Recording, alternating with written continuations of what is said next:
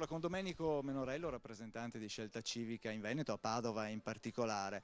Allora, Menorello, il partito è di fronte a un momento difficile. L'uscita di Mario Monti, questa lotta intestina con il ministro Mauro, che dopo arriverà anche qui da noi. Come state vivendo voi questo momento? Beh, sì, con dispiacere evidentemente, sperando che anche il Presidente Monti ci ripensi, al tempo stesso anche coscienti che quest'idea per cui la demagogia di destra, la demagogia di sinistra debba essere superata e costruita una rappresentanza politica più popolare e che abbia anche il coraggio di dire dei no, è assolutamente sempre più necessaria. In questo senso abbiamo invitato delle persone che secondo noi hanno detto dei no alle rispettive caste. Ci piace l'idea che persone nuove si parlino e le idee si ancorino a delle gambe, perché sono troppi anni, ne sentiamo dire di tutti i colori. E quindi si attende questa svolta, insomma, non c'è più tempo, bisogna cambiare. Non c'è più tempo perché non c'è nessuno di noi che non abbia un amico, un parente in difficoltà con il lavoro, con la propria famiglia, quindi cioè, non si può scherzare con alchimie di potere, questo è un delitto, non serve a nessuno.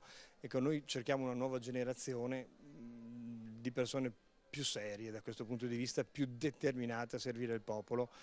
E oggi credo che offriamo così alcuni interlocutori. Ecco, senta Menorello, sembra che la disputa tra Monti e Mauro sia nata sulla questione dell'appoggio al governo. Mauro è convinto di un appoggio senza se, senza ma, invece Monti chiede un po' più di criticità, anche per essere di sprone a Letta. Lei di che posizione è, lo possiamo dire? Intanto anche il ministro Mauro è uno di quelli che dice che non è che quello che fa il governo sia un dogma. Ecco, fa quello che può fare e dobbiamo sempre stimolarlo perché faccia di più. Però non è che perché si chiede di fare di più ed è giusto che le forze politiche siano attente in questo, si minaccia ogni volta di farlo cadere, perché questo crea un'instabilità in generale al Paese che non serve al Paese in questo momento. Cioè in questo momento serve questa grande coalizione sopranale a fare queste riforme, a fare questa riforma costituzionale, a tagliare la spesa pubblica, a tenere lo spread basso, ad abbassare le tasse e il cuneo fiscale. Certo il governo Letta ha fatto dei passi piccoli, però li ha fatti in avanti.